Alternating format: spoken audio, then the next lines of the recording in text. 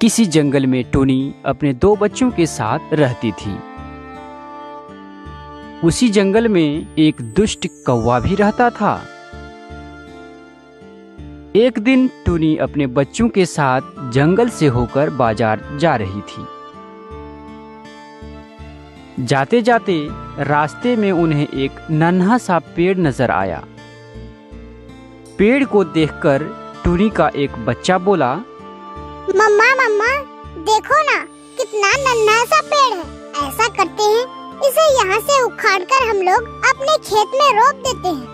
अरे बेवकूफ, ये कौन सा पेड़ है? हमें ये भी तो नहीं मालूम। पता नहीं ये बड़ा होकर कौन सा फल देगा। अगर ये पेड़ फलदार ना हुआ तो हमारी सारी मेहनत बेकार हो जाएगी।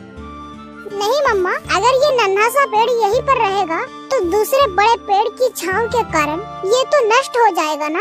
इसीलिए हम लोग इसे यहाँ से ले जाते हैं और अपने खेत में रोप देते हैं। वैसे भी हम लोग अपने खेत में इस साल कोई फसल नहीं उगाई है, तो फिर क्या समस्या है? बच्चे की यह बात सुनकर टुनी राजी हो जाती है। ठीक है मेरे बेटे, जब तुम्हारा इतना ही शौक है तो इसे ले जाकर अपने खेत में रोप देते हैं। इस तरह टुनी उस पेड़ को उखाड़कर अपने खेत की तरफ रवाना हो जाती है और अपने खेत में अच्छे से उस नन्हे पेड़ को रोप देती है। चलो बच्चों, हम लोग घर चलते हैं। कल सुबह सुबह आकर इसमें हम लोग पानी डालेंगे। ठीक है मम्मा। फिर टुनी अपने बच्चों के साथ अपने घर की तरफ चली जाती है। रात में टुनी अपने बच्चों के साथ सो जाती है और उसी रात उधर वह नन्हा सा पेड़ अचानक से बड़ा हो जाता है। अगले दिन सुबह सुबह जब टुनी अपने बच्चों के साथ खेत आती है तो वह देखती है कि वह नन्हा सा पेड़ बहुत बड़ा हो गया है। अरे ये कैसे संभव है? एक छोटा सा पेड़ एक दिन में कैसे बड़ा हो सकता है? मम्मा मम्मा, हमने पहले भी बहुत सारे पेड़ उगाए थे, कभी तो एक दिन में पेड़ बड़ा नहीं हुआ। यही तो सोच रही हूँ बेटा, कहीं ये जादुई पेड़ तो नहीं? क्या बोल रही हो मम्मी? ये जादुई पेड़ क्यों होगा? आप कुछ भी बोल देती हैं। मुझे लगता है कि इस तरह का पेड़ बहुत जल्द ही बड़ा हो जाता है, लेकिन एक दिन में इतना बड़ा कैसे हो सकता है? बेटा, मुझे तो कुछ समझ में नहीं आता।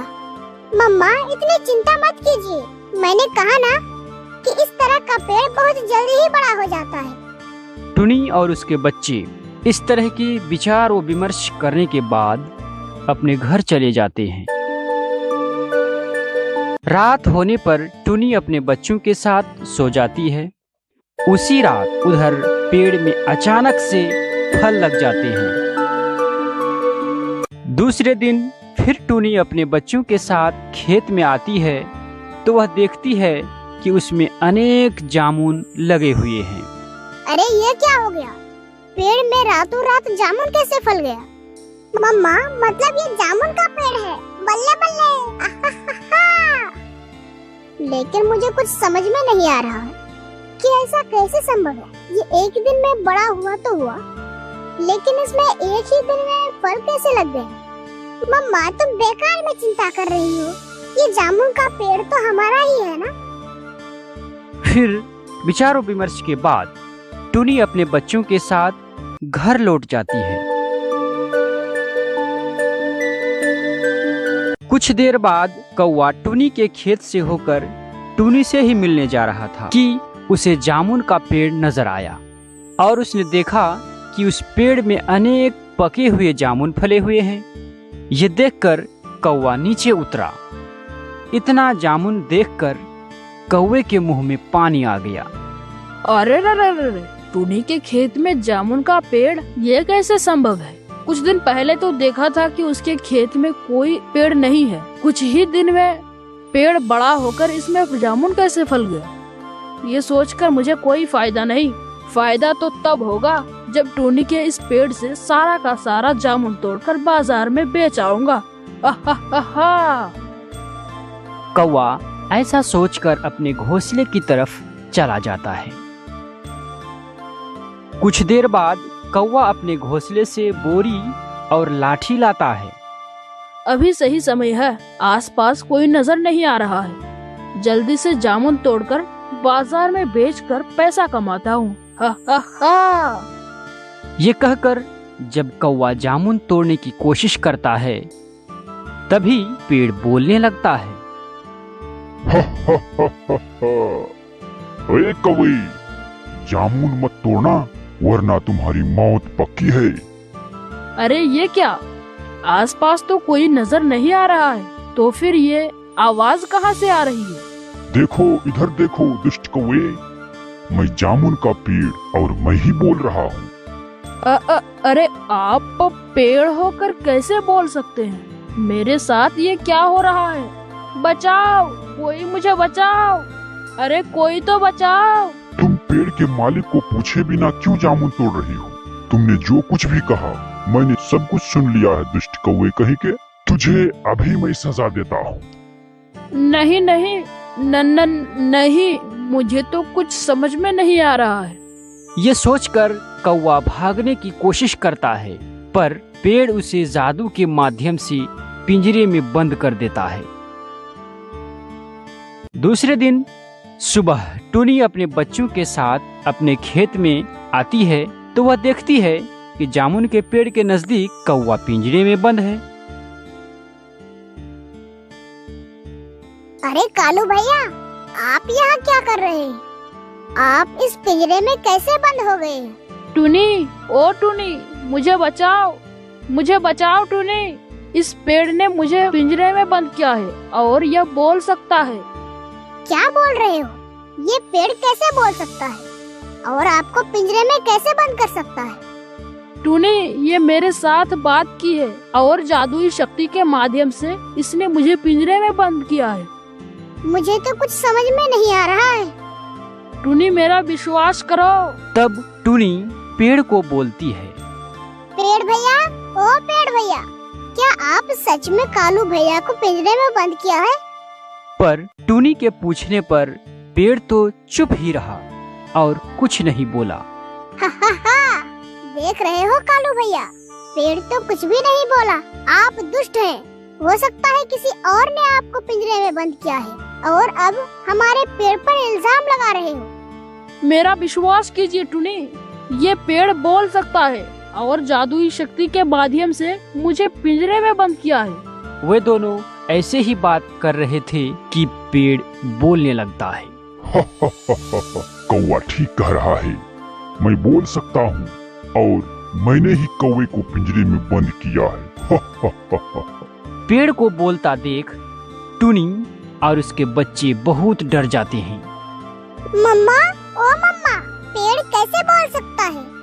तब तो कालू भैया ठीक कह रहा है, ये कोई साधारण पेड़ नहीं है। मम्मा, मुझे तो बहुत डर लग रहा है। डरो मत छोटे बच्चे, मैं असल में किसी का भी नुकसान नहीं करना चाहता। जामुन पेड़ से ये कौवा जामुन चुराने आया, इसीलिए मैंने इसे पिंजरे में बंद कर दिया। परंतु आप कौन हैं और आप बात कैसे कर सकते हैं? मुझे तो कुछ समझ में नहीं आ रही है। तब पेड़ ने सब कुछ खुल के बोला कि वह कैसे एक पेड़ बना। तब सुनो, मैं असल में तुम्हारे जंगल का पिंटू कौवा हूँ। एक दिन मैं और मेरा दोस्त तोता एक पेड़ पर बैठा हुआ था। तभी मैंने देखा कि एक उल्लू पुजारी पूजा कर रहा है। देखो देखो तोता, ऐसा लग रहा है कि उल्लू तांत्रिक ध्यान कर रहा है। हाँ पिंटू, देखकर तो बिल्कुल ऐसा ही लग रहा है। सुना हूँ कि ये तांत्रिक बहुत ही शक्तिशाली जादूगर है। हा हा हा हा, ये सब फालतू की बातें हैं। इन सब पर मैं विश्वास नहीं रखता। इस जंगल में मैं ही शक्तिशाली हूँ और कोई नहीं है। मैं अभी जा रहा हूँ इस उल्लू तांत्रिक के पास और देखता हूँ कि कौन ज्यादा शक्तिशाली है। क्या बात कर रहे हो? ऐसा करना ठीक नहीं है। अभी वह ध्यान कर रहा है, उसे डिस्टर्ब मत करो। चुप रहो। अगर तुझे डर लग रहा है तो तुम चले जाओ, डरपोक कहीं के। आज मैं देख कर ही रहूंगा कि कैसे तांत्रिक मुझसे ज्यादा शक्तिशाली है। मैं ये साबित करके रहूंगा कि इस जंगल में पिंटू कौवा ही सबसे ज्यादा शक्तिशाली है। इस तरह मेरा दोस्त तोता डर के मारे वहाँ से भाग गया और मैं उल्लू तांत्रिक के पास चला गया। तांत्रिक अपने ध्यान में खोया हुआ था। ए उल्लू तांत्रिक, तुम्हारी हिम्मत कैसे हुई मेरे जंगल में बैठे बैठे ध्यान करने की? मैंने सुना है तुम्हारे पास बहुत शक्ति है, जरा दिखाओ तो मुझे अपनी शक्ति। तुम्हारी इतनी हिम्मत, तुमने मेरा ध्यान भंग किया। तुम मेरा शक्ति देखना चाहते हो ना, तो तुम अभी देखो। मैं तुम्हें श्राप देता हूँ, तुम अभी एक छोटा सा जामुन पेड़ बनकर दूसरे जंगल में चले जाओगे। तभी मैं उल्लू के श्राप से एक नन्हा सा जामुन का पेड़ बन गया और मुझे जादुई शक्ति देकर तुम लोगों के जंगल में भेज दिया गया। और फिर टूनी और उसके बच्चे मुझे यहाँ ले आए। पेड़ की ये बातें सुनकर कौवा, टूनी और उसके बच्चे हैरान रह गए और टूनी ने पेड़ की मदद करना चाहा। परंतु हम लोग आपकी किस प्रकार मदद कर सकते हैं? हम लोग तो कुछ भी नहीं जानते। वह उल्लू ने मुझे शराब देने के बाद कहा था, सुनो पिंटू, तुम अभी छोटा सा पेड़ ही रहोगे। अगर कोई तुम्हारी मदद करना चाहे तभी तुम पेड़ से कौवा के रूप में आ सकते हो, और इसके लिए इस जंगल के पास वाली नदी में किसी पक्षी को 2 बार डुबकी लगाना होगा। फिर उसे एक जादुई अंगूठी मिलेगी। उसे तुम्हारे जड़ में रखने से फिर तुम पिंटू कौवा के रूप में आ सकते हो। हा हा हा। पेड़ की बात सुनकर टूनी बोली, ये क्या बोल रहे हैं आप पेड़ भैया? तब हमें अभी नदी पर जाना उचित रहेगा और उस अंगूठी को भी तो लाना होगा। टूनी, ओ टूनी, तुम मुझे इस पिंजरे से आजाद करने को कहो ना। मैं भी तुम्हारे साथ पेड़ की मदद करने जाऊंगा। मुझे माफ कर दीजिए टूनी, मैं अब से किसी का भी फल नहीं चुराऊंगा। पेड़ भैया, कालू भैया को पिंजरे से आजाद कर दीजिए। ठीक है टूनी। फिर पेड़ कौवा को आजाद कर देता है और फिर कौवा और टूनी नदी की तरफ रवाना होते हैं और नदी पर उतरकर टूनी डुबकी लगाती है। इस प्रकार 2 बार डुबकी लगाती है और टूनी को एक जादुई अंगूठी मिल जाती है और फिर वह अंगूठी जामुन के पेड़ के पास आकर उसके जड़ में रखती है। फिर क्या था, जामुन के पेड़ के जड़ में वह अंगूठी रखते ही वह पिंटू कौवा के रूप में बदल गया। धन्यवाद टूनी, तुम्हारा बहुत बहुत धन्यवाद। मुझे अगले रूप में लाने के लिए तुम्हारा असंख्य धन्यवाद। दोस्तों, कहानी अच्छी लगी हो तो वीडियो को लाइक कर दीजिए और इसी तरह की मजेदार कहानी के लिए हमारे चैनल को सब्सक्राइब करना ना भूलें। और दोस्तों, सब्सक्राइब करने के साथ साथ बेल के आइकन को भी दबा दें ताकि आप एक भी इंटरेस्टिंग स्टोरी मिस ना करें। आज के लिए इसी कहानी पर विराम लगाते हैं दोस्तों, फिर मिलेंगे दूसरी मजेदार कहानी के साथ। धन्यवाद।